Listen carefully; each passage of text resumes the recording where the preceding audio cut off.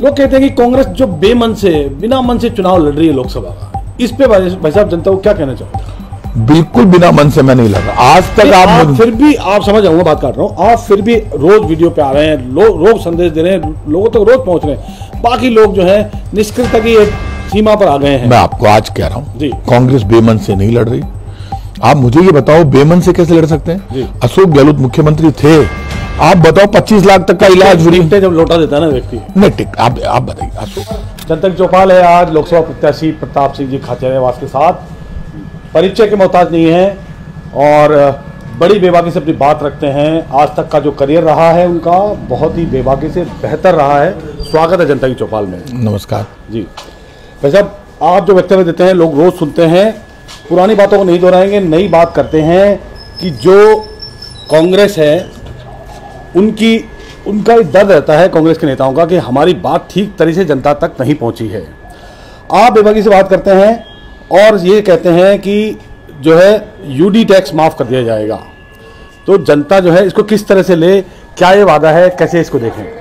देखिए, पहले जब जयपुर में बड़ी प्रॉब्लम थी हाउस टैक्स की जी, और हाउस टैक्स को लेकर लोग परेशान थे, तब मैं खुद जयपुर की सड़कों पर उतरा था और मैंने कहा था हाउस टैक्स जमा मत कराओ। जी, लोगों ने अपील को स्वीकार किया, इनके कैंप लग रहे थे, कैंप नहीं लगने दिए। कुछ कैंपों पे झंझट भी हुआ, टकराव तो होता ही है, मुकदमे भी दर्ज हुए मेरे खिलाफ। लेकिन हाउस टैक्स नहीं देने की अपील का फायदा, और तब मैं ना मिनिस्टर था ना एमएलए था, और हाउस टैक्स के जयपुर की जनता पर करीब 5,000 करोड़ रुपए बकाया चल रहे थे। तो वो आप ही मान लो गोविंद देव जी महाराज की मेहरबानी के उस वक्त आंदोलन के बाद जब चुनाव हुए इलेक्शन 2008 में, फिर मैं एमएलए बन गया, मैं खुद ही सरकार में आ गया, तो फिर मुख्यमंत्री अशोक गहलोत जी ने हाउस टैक्स खत्म कर दिया। यूडी टैक्स को लेकर जिस ढंग से अब जुल्म हो रहा है, तानाशाही हो रही है, वो बहुत ही गलत है, ज्यादा हो रही है। और ये जो तानाशाही हो रही है वो तो अब क्या है, मकान सीज करने लग गए, मनमानी से प्राइवेट कंपनी को ठेका दे दिया। जब तक हमारी सरकार थी 4 महीने पहले तक, तो यूडी टैक्स के नाम पर ये जो स्पैरो कंपनी जो जिसको ठेका दिया कुछ भी नहीं कर रही थी। अब ये बदमाशी कर रहे हैं, दादागिरी कर रहे हैं। तो जयपुर में इंस्पेक्टर राज नहीं चल सकता। अब जैसे एक तो ये कंपनी लग गई यूडी टैक्स के नाम पर तंग कर रही है। मैंने कहा हम चुनाव हारने के बाद कमजोर पड़े, नो डाउट, मेरी भी आवाज में थोड़ी, मैं बीच में तबीयत भी खराब हो गई, तो लेकिन फिर भी हम चुनाव जीत गए तो यूडी टैक्स खत्म। और ये भी तय कर दिया हमने कि चाहे कुछ भी हो जाए, ये जो बीजेपी की गुंडागिर्दी है कि 3 महीने में हेलीकॉप्टर नीचे नहीं उतर रहा मुख्यमंत्री जी का, ऊपर ही ऊपर घूम रहा है। अब मुख्यमंत्री जी से ये पूछो, कोई भजन लाल जी से, कि महाराज भाई साहब आप जयपुर के एमएलए हैं, आप एक टेंडर तो बता दो जो जयपुर में आपने किया 3 रुपए का। आप काम बोलते नहीं है, बड़ी बड़ी वो पुराने वीडियो देख लेते हैं मुख्यमंत्री जी क्या करते हैं, इनको कोई ट्रेनिंग दी जा रही है तो भैरव सिंह जी के वीडियो देखते हैं, अशोक गहलोत जी के देखते हैं और वसुंधरा जी के वीडियो देखते हैं, उसमें से फिर नकल कर करके आजकल भाषण देते हैं। आप भाषण दो, हमें आपसे कोई तकलीफ नहीं है, आपके ऊपर गिरिराज जी की मेहरबानी मानो कि आप मुख्यमंत्री बन गए, लेकिन गिरिराज जी ये भी चाहते हैं आप कुछ काम करके दिखाएं। तो आप ऊपर धुआं उड़ा रहे हो, तो आप नीचे भी तो कुछ करके दिखाओ। तो ये जो यूडी टैक्स की बात है, ये जनता को राहत देने की बात है या फ्री की जो है स्कीम देने की बात चल रही है कि चुनाव में साहब जो है कांग्रेस फ्री की स्कीम अनाउंस कर देती है? आप बहुत सही बात कह रहे हैं। ये फ्री की स्कीम इसलिए नहीं है कि यूडी टैक्स के अलावा पहले ही आप बहुत टैक्स ले रहे हैं। आपने अर्बन डेवलपमेंट टैक्स के नाम पर बाकी टैक्स आप देखना, हमारा बिल जो आता है बिजली का बिल, उसमें लगकर आ रहा है नगर निगम के सारे टैक्स पहले बहुत जा रहा है, लेकिन यूडी टैक्स के नाम पर जिस ढंग से वसूली हो रही है, फुटों पर आप नहीं ले सकते। अब आप तो हर घर में घुस गए। हमने तो साफ कह रखा था कि आप 300 गज तक के मकान से और 300 गज तक के प्लॉट से आप यूडी टैक्स नहीं ले सकते। अब तो ये 50 गज पे पहुंच गए। तो ये जो आपने चालू किया ये बिल्कुल गलत है। इंस्पेक्टर राज बंद, अब आप बताइए, ट्रैफिक पुलिस 3 महीने में ऐसा क्या हो गया कि लूट खसोट मचा रही है पूरे जयपुर में? ऐसा क्या हो गया कि नगर निगम और जेडीएस सब जगह घुस गई? अच्छा, वेंडर्स पॉलिसी हमने लागू कर दी थी, ठेड़ी ठेला दुकान मकान भयंकर उजाड़ रहे हैं। इसको रेवेन्यू बढ़ाने को देखा जाए या जनता की परेशानी को लेकर देखा जाए, कौन सा एंगल पकड़ रहे हो? क्या बात बताइए आप, रेवेन्यू कितनी बढ़ाओगे आप? आपके पास रेवेन्यू की, जब हम खुद है ना जो ये सारा कर चुके, तो अब ये रेवेन्यू का झगड़ा कहां से आ गया मेरे सामने? बीजेपी वाले नेता कहते हैं कि सब टैक्स नहीं लेंगे, कैसे विकास होगा? नहीं, बीजेपी के नेता ये बताइए मुझे, जब तक हम ले रहे थे टैक्स, जब तक हमने कभी भी इंस्पेक्टर, आज तो इंस्पेक्टरों को तो पावर नहीं दी। जनता की परेशानी को लेकर देख रहे हैं आप इस चीज को? प्रताप सिंह जी, एक बड़ा विषय रहा है हमेशा से, बड़ी पॉजिटिव बात है कि प्रताप सिंह जी जो है नेता रहे और एक्सेसिबल रहे, जो भी व्यक्ति इनसे बात करना, प्रताप सिंह जी हमेशा एक्सेसिबल रहे, जो व्यक्ति मिलना चाहे हमेशा जनता की आवाज रहे हो आप। अब जो है आप अब स्वयं ये मान लेते हो कि हम कमजोर पड़ गए, क्या ये गलत एक संदेश या नेगेटिव संदेश नहीं जाता है? नहीं, ये नेगेटिव संदेश इसलिए नहीं है, जब आप कमजोर हैं आप और आपकी आवाज कमजोर पड़ रही है जी। और लोग मदद नहीं करेंगे तो मजबूत कैसे होगी? आज तक मुझे ये बताइए, जब लोग परेशानी में होते हैं, आधी रात को मुझे बुलाते हैं, मैं खुद निकल कर जाता हूँ। बहुत बार ऐसा हुआ जब कॉलोनी पृथ्वीराज नगर टूटने लगा, मैं खुद मौके पर उतरा और बचाया। कहीं पर भी कच्ची बस्ती टूटी या नौजवान को प्रॉब्लम हुई, मैं मौके पर गया, मैंने खून पसीना गिराया सड़क पर, मुकाबला किया हर सरकार से। और आज जब मेरी आवाज कमजोर पड़ रही है और बिल्कुल ही मारने की तैयारी हो रही है और मेरी इन दिनों तबीयत भी ठीक नहीं है, यदि मैंने ये कह दिया मैं कमजोर पड़ रहा हूं तो कमजोर पड़ रहा हूं, आप बताइए, खाते सीज हो गए, क्या मैं इनसे प्रचार में मुकाबला कर सकता हूं बीजेपी से? और ये इतना बड़ा पैसा खर्च कर रहे हैं बीजेपी के प्राइम मिनिस्टर के, इन्होंने झूठे झूठे नारे देकर इतने बड़े बड़े होर्डिंग लगा दिए।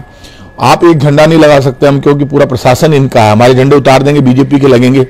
और अब ये सारी की सारी जगह आप बताओ ये नारा लगा रहे हैं। मैंने साफ कहा है, राम हमको लाए हैं, हम रोजगार लाएंगे।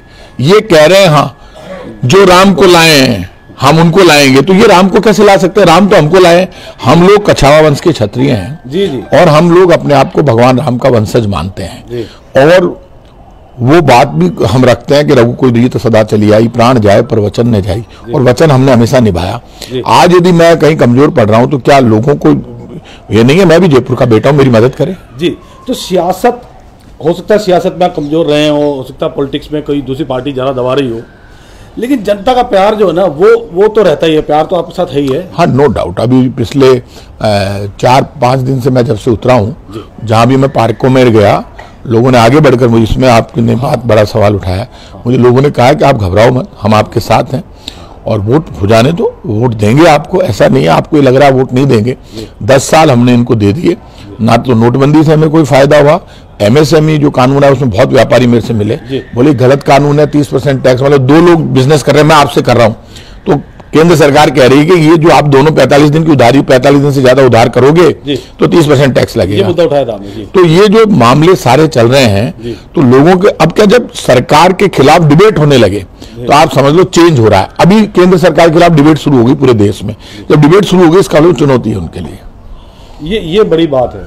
तो अभी एक और विषय, जब जनता बात करती है, मैं जनता का फीडबैक आपको बताऊं, हम जनता की चौपाल हैं, लोग कहते हैं कि कांग्रेस जो बेमन से, बिना मन से चुनाव लड़ रही है लोकसभा का, इस पे भाई साहब जनता को क्या कहना चाहोगे? बिल्कुल बिना मन से मैं नहीं लड़ रहा आज तक। आप फिर भी, आप समझ आऊंगा बात काट रहा हूं, आप फिर भी रोज वीडियो पे आ रहे हैं, रोज संदेश दे रहे हैं, लोगों तक रोज पहुंच रहे हैं, बाकी लोग जो है निष्क्रियता की एक सीमा पर आ गए हैं। मैं आपको आज कह रहा हूं, कांग्रेस बेमन से नहीं लड़ रही। आप मुझे ये बताओ बेमन से कैसे लड़ सकते हैं? अशोक गहलोत मुख्यमंत्री थे, आप बताओ 25 लाख तक का इलाज फ्री, जब लौटा देता है ना व्यक्ति। नहीं, आप बताइए, अशोक गहलोत जी और सचिन पायलट जी के लिए कहा जा रहा है, डोटासरा जी के लिए कहा जा रहा है, वो चुनाव क्यों नहीं लड़े? ये बात आ रही है ना, ये कांग्रेस की स्ट्रेटेजी का पार्ट है। आप बताओ, ये पता था मेरी तबीयत खराब थी, मैं 2 ऑपरेशन हुए, तो जब मुझे सब लोगों ने कहा, केंद्र के लोगों ने कहा, इन्होंने तीनों चारों पांचों ने कहा, और ये लोग जो चुनाव नहीं लड़ रहे हैं इसके पीछे मकसद इतना ही था कि फिर घूमेगा कौन राजस्थान में। सच कह रहा हूं, उनका बेटा लड़ रहा है, सचिन पायलट खुद प्रचार कर रहे हैं, डोटासरा जी खुद प्रचार कर रहे हैं, टीकाराम जूली खुद बेचारा अलवर में उधर सब जगह लगा हुआ है। आप मुझे ये बताओ, ये एक परिवार है, आज यदि इनको आप 400 पार दे दो, आज कह रहा हूं दलित, पिछड़ा, गरीब, ओबीसी, ईडब्ल्यूएस, सबकी हालत खराब कर देंगे, ये सबके अधिकार खत्म कर देंगे, क्योंकि घमंड है। आप बताओ, कल गृह मंत्री अमित शाह जी आए, 5 स्टार होटल ललित में इनकी मीटिंग हुई, बिल्कुल, और आप उसमें मैं मानता हूं शायद प्रेस भी इनकी मर्जी से अंदर जाती होगी, और ये हालत है। भाई हम तो थड़ी पर हैं और सब जगह हैं, जब कोई भी कहीं से भी पुकारता तो हम बीच में जाकर खड़े होते हैं कि जब किसी का कोई हाल नहीं पूछता तो उसका हाल पूछने प्रताप सिंह खाचरी आवाज जाता है। और मैं मिनिस्टर था तो भी सब जगह जाता, हमारा तो राजपाट लुट गया, साम्राज्य चला गया, और उस स्थिति में जितना मनमानी पर यह, हम तो आम आदमी की तरह जी रहे थे मंत्री रहते हुए भी, कोई भी मेरे दरवाजे में 24 घंटे दरवाजा खुला था, फोन चालू था। अब आप मुझे बता दो, एक मिनिस्टर, एक एमएलए का नाम बता दो बीजेपी का जो काम की बात कर रहा है, बिना काम की बात पर वोट मांग रहे हैं। अच्छा, राम जी कोई आके घर का है? कौन है राम जी? राम जी तो सबका है, ब्रह्मांड का मालिक है।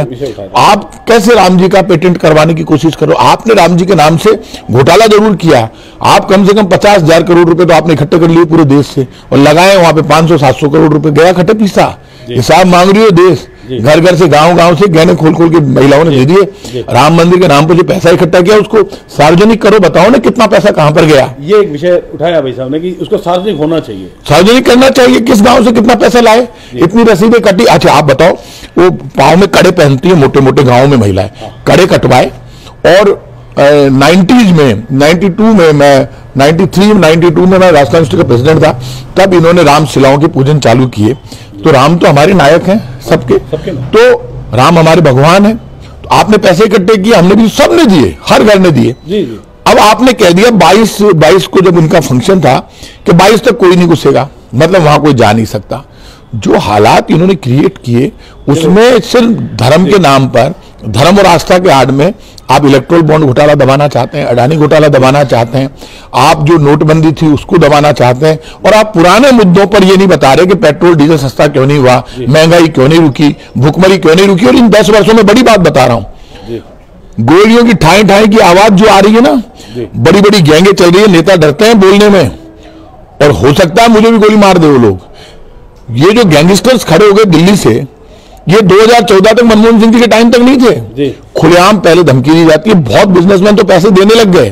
तो ये किसकी आड़ में पनप रहे हैं, कैसे पनप रहे हैं? केंद्र सरकार ने 10 साल में कितना संरक्षण किसको मिला है? तो ये जो पनपे उससे आप लोगों में दहशत है। 2 छोटी छोटी बातें पूछ लूं फिर मैं विराम लूंगा। एक बात यह है कि आपने राम मंदिर का मुद्दा उठाया है, और राम मंदिर में लोगों ने यह सवाल उठाया, ऐसा प्रचारित किया गया कि कांग्रेस जो है वो वहां नहीं गई, और अब जो है आपको विपक्ष की भूमिका जो है वो बड़े अच्छे तरीके से निभानी है। ये बात बताइए, कांग्रेस वहां पर नहीं गई, कांग्रेस के सब नेता वहां पर गए। लेकिन एक बात बताइए, जब इन्होंने प्रचारित किया, इन्होंने ये कहा कि 22 तारीख तक वही जाएगा जिसको हम कहेंगे, यही तो कहा इन्होंने हर बात को पॉलिटिकलाइज कर दिया। कांग्रेस दिन भर, ये बीजेपी अपने काम नहीं बताती, क्या भला किया देश का, ये कांग्रेस के पीछे पड़ी रहती है। इतना जहर घोल दिया, इतना जहर घोल दिया। अभी आप बताओ, कई लोग हिंदू मुसलमान के नाम पर गंदे गंदे मैसेज डालते हैं। ये मैसेज बंद हो गए थे जब राजस्थान में बीजेपी जीत गई। अब जैसे ही चुनाव आए तो उनकी एक सोशल मीडिया टीम है जो हिंदू मुसलमान के मैसेज भेजती है, हिंदुओं जागो। तो प्रताप सिंह खाचरियावास कौन है? प्रताप सिंह खाचरियावास सनातनी है, और 75 साल पहले बीजेपी कांग्रेस नहीं थी। छोटी छोटी रियासतों में राजाओं के राज थे, तब एक छोटी सी रियासत खाचरियावास की भी थी। तब उस रियासत में हम लोगों के परिवार के लोग मुखिया थे। तब डेमोक्रेसी नहीं आई थी, लेकिन पूरा गांव हमारे साथ होता था। उस वक्त, उससे पहले भी वहां हिंदू मुसलमान सिख ईसाई तब सब थे, तब भी लोग नहीं डरे। जब हमारे परिवार के लोगों की संख्या तो थी 15 या 25, और मुस्लिम्स की संख्या थी उसी गांव में 500-700। और जयपुर के राजा जब जयसिंह थे, सारे जयपुर में मंदिर ही मंदिर है। तो आज के 800 बरस पहले आमेर में भी मुस्लिम्स थे, लेकिन जयपुर का राजा जयसिंह राज करता था। आमेर में राजा मान सिंह राज करता था। काबुल और कंधार जीत के आ गया है, अफगानिस्तान जीत लिया जिसने। आज ही बीजेपी वाले इतने चालाक हो गए, हिंदुओं को डराकर वोट लेना चाहते हैं। तो भाई आप हिंदू के ठेकेदार कब से हो गए? अशोक गहलोत कौन है, राहुल गांधी कौन है, प्रताप सिंह खाचरियावास कौन है? तो ये सवाल तो कहीं है ही नहीं हिंदू मुसलमान का। आप जो सवाल खड़े कर रहे हो, कुछ चंद लोग जो, अब एक बात सुन लेना, ST SC फिर जागृत हुआ, वो जानते हैं ST SC के लोग कि संविधान को बदलने की तैयारी हो रही है और जुल्म होने की तैयारी हो रही है। लोकतंत्र बचाओ, संविधान बचाओ, भाजपा भगाओ का अभियान उनका चल रहा है। और जो बाकी EWS में राजस्थान में जो छूट मिली है, वो छूट केंद्र से मांगी, EWS के लोगों ने उनको मिल नहीं रही, अब वो भी तैयार हो गए। इसलिए जब वोटिंग होगी तो मुझे पक्का विश्वास है कि वो 3 बाणधारी है ना, बाबा श्याम, वो हारे के सहारा है, वो हमारी मदद करेगा। और आप देख लेना, जयपुर भी जीतेंगे, राजस्थान बड़ा रिजल्ट देंगे। जी, बड़ा। अंतिम सवाल एक पूछ लूं मैं आपसे, कि जो आपने कहा कि आपकी थोड़ी तबियत नासाज रही है पिछले दिनों में, तो ये जो बड़े नेताओं का आग्रह था, दबाव था, उस वजह से चुनाव लड़ रहे हैं, या जनता का प्रेम है और आपका आत्मविश्वास है?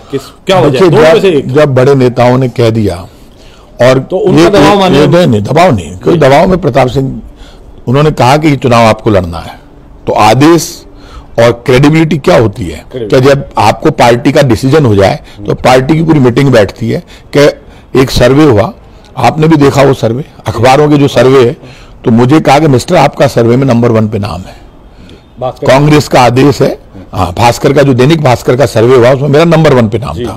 तो बोले आपका जितने अखबारों के सर्वे उन सब में आपका नंबर 1 पर नाम है, आपको लड़ना है। मैंने कहा ठीक है, मैं लड़ूंगा और पूरी पार्टी आपके साथ खड़ी रहेगी। मैंने नाम दूसरे दिए, उन्होंने मुझे कहा अब मैं लड़ रहा हूं, मन से लड़ूंगा, कोई पूरी हिम्मत के साथ लड़ूंगा। और आप सुन लो, हम 2 सीट अभी जीते हुए हैं जयपुर में, 6 हमारे पास नहीं। आप देख लेना 3 महीने में इस सरकार की उपलब्धि 0 है, बीजेपी की भजनलाल सरकार की। और आप देख लेना नहीं, विपक्ष की भूमिका नहीं, देश बदल रहा है।